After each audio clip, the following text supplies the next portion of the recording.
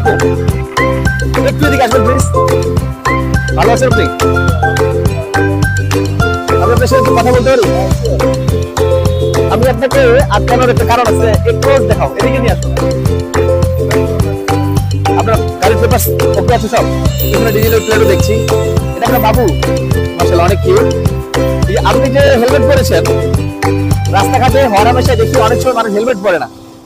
তা আপনাকে এটা খুবই সারপ্রাইজিং ব্যাপার, খুবই ভালো লাগছে আমার যে আপনি বাবুটাকে হেলমেট পরিয়েছেন। কেন পরিয়েছেন? দুইটা কারণ। একটা হচ্ছে মূল কারণ হচ্ছে সেফটি, যেহেতু শীতকাল এখন ঠান্ডা এবং ধুলাবালি দুটো জিনিস মানে মেন কারণ হচ্ছে সেফটি।